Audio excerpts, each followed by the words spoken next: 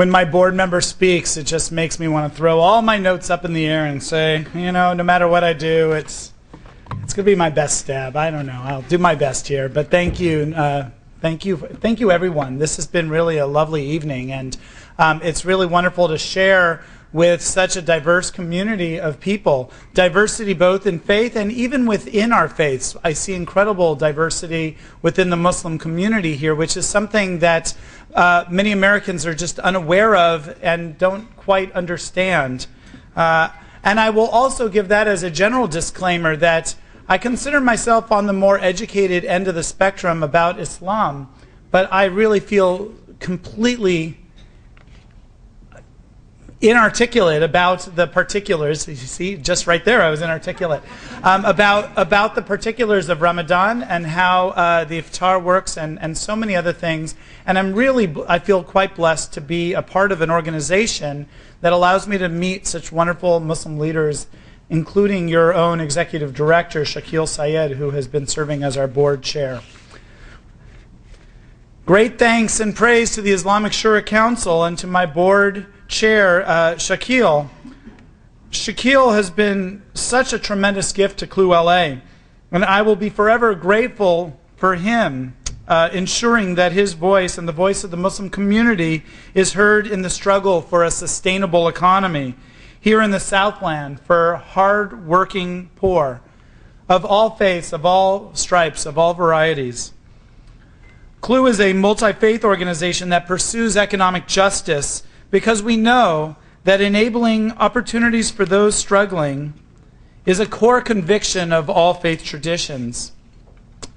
This year, Ramadan coincides with the Hebrew month of Elul, a time when Jews worldwide reflect on their relationship with God in anticipation of the Jewish holy days.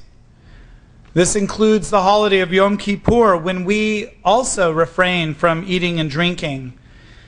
This reflection on our deeds and misdeeds is a contemplation of our own relationship with God, and it ties our two traditions together.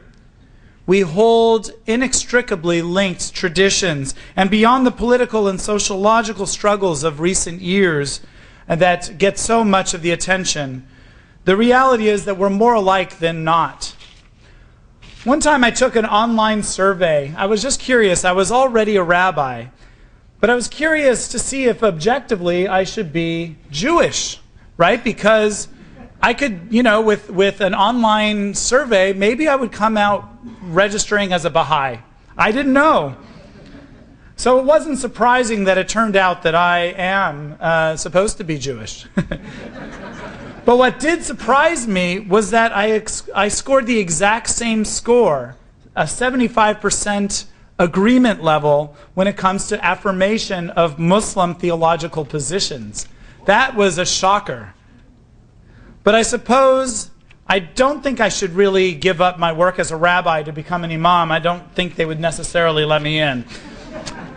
But I will say that ours is a joint effort to lift up the voice of those who have the least, to rally with them for their well-being. We both believe in the unique value of all people. Otherwise, why would it be that the Quran and Jewish texts say such similar things? Your Holy Quran says, "Whosoever saves the life of one person, it would be as if he saved the life of all mankind." That's from chapter 5, verse 32. In the post-biblical rabbinical tradition, we read the following: "One who saves a single life, it is as if he has saved an entire world." Pirkei de Rav Eliezer, chapter 48.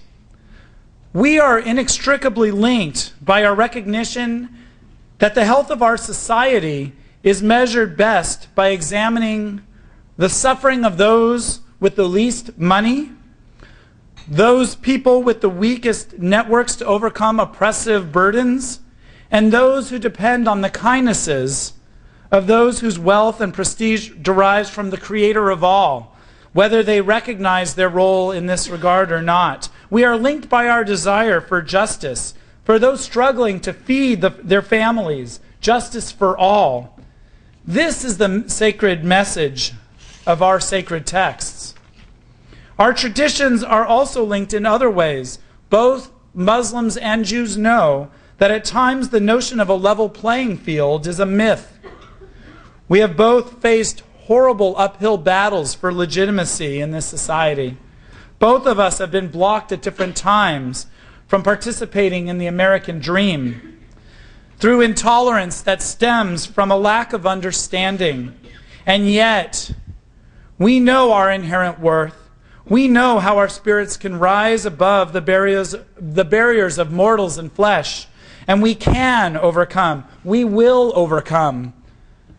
The day will arise when all children, whether rich or poor, Muslim or Christian, black or white, or any other distraction from the core reality that we are all children of God, when those barriers will disappear and we'll see in our neighbor's eyes the glimmers of the beauty that informs each of our souls, honoring the uniqueness of every person, celebrating the diversity of our society, reaching out to share the abundance of all that is ours.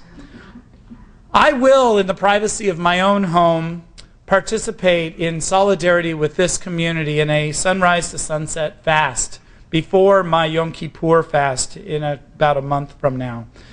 May this fast cause our stomachs to identify with those who are forced by destitution to hold daily fasts.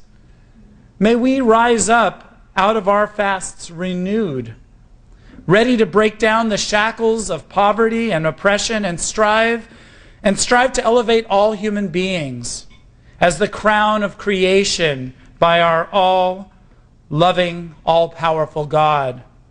Blessings as you continue your month of fasting, and thank you very much.